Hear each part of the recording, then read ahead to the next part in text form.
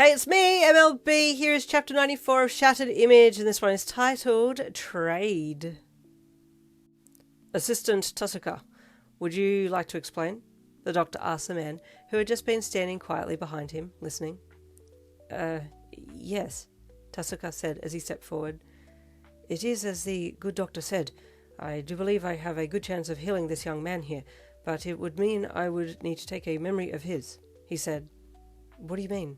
You asked again. Erase his whole memory? No, not the whole memory, just one memory, and I can work better with memories that are still fresh in his mind, Tasuka went on to explain. So, can you tell what memories he has fresh in his mind then? You asked. Yes, Tasuka replied. If I place my hand on his head, I can pick out 3 of his most recent memories. Okay, then does that mean I choose which memory he loses? And if he loses that memory, his brain will be healed and he'll be back to normal? You asked. The assistant nodded. Yes, that is the idea, he said.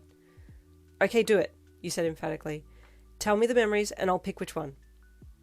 Very well, I don't see why we can't start with this level, he said, looking at the doctor for an okay. The doctor nodded. Yes, go ahead, he said.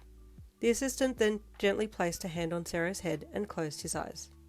You watched as a light blue light flashed between where the assistant had his hand on Sero's head, and he pulled a face and then waited for a bit and then removed his hand. There's quite interesting memories in there, he commented, the most prominent 2 being some kind of hero work, and the other being a courtroom. The third is a little harder to make out, but I think it's possibly in his room and he's talking on the phone with someone. I would classify it as a more insignificant memory, and thus it wouldn't hold enough power for me to exchange it for the healing of his brain, but the first 2 I mentioned would work, I think. The one with the hero work, am I in there? Is there another guy there? You asked the assistant. He nodded.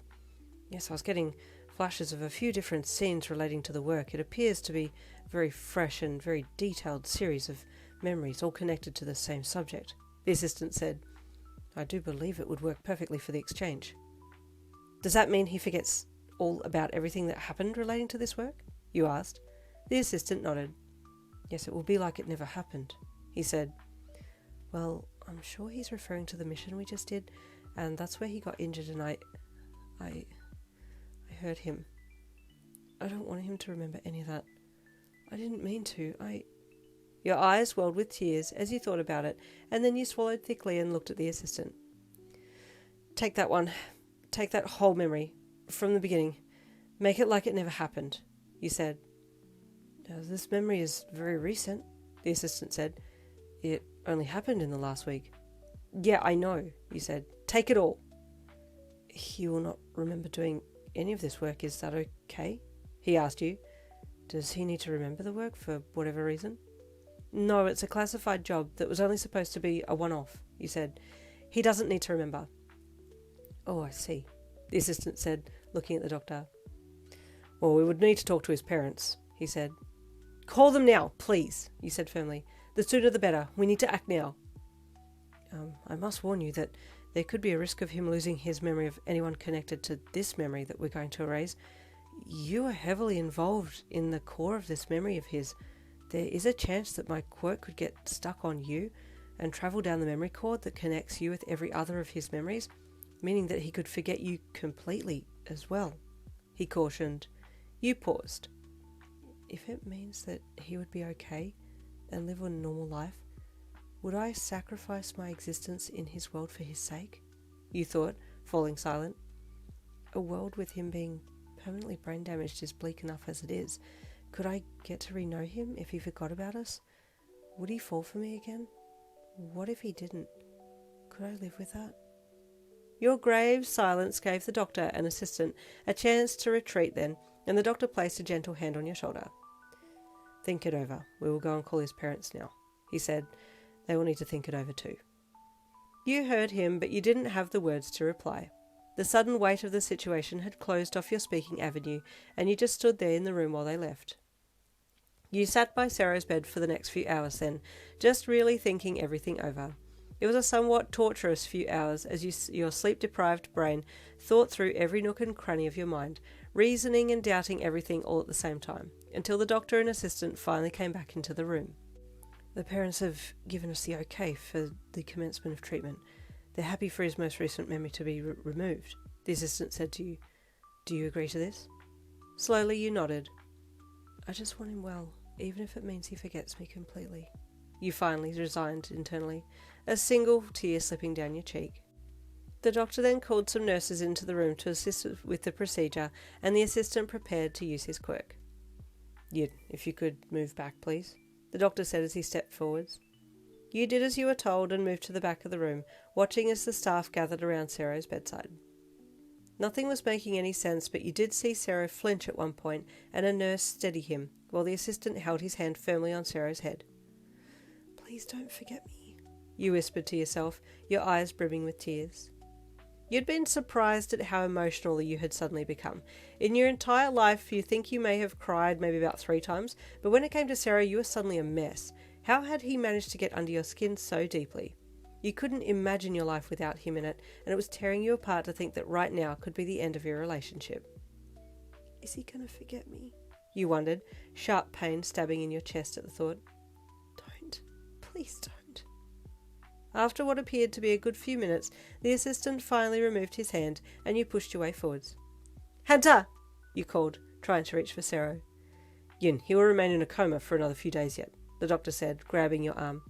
Hunter! You called to him.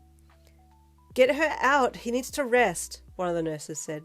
No, you snapped. He needs to hear my voice. Hunter! Hunter, don't forget me! Hunter! You called as you were suddenly grabbed by security and forced from the room while you continued to shout his name. I hope he heard me. I hope he doesn't forget me, you thought as you were taken out of the room. The next 3 days were agony as they kept him in a medically induced coma to rest. This was to help him stay still and allow his brain to continue to heal, all the while doing scans to see if the damaged area was shrinking.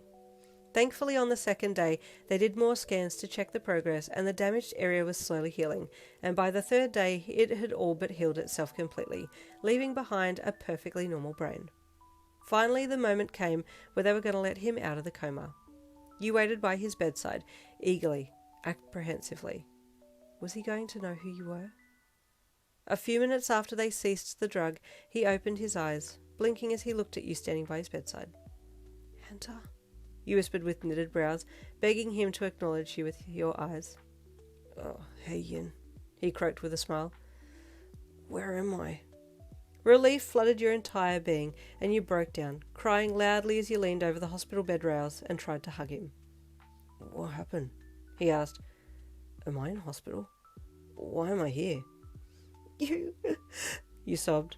You remember me. I'm so happy, you wailed, your words being drowned out by your sobbing, so much so that they were intelligible.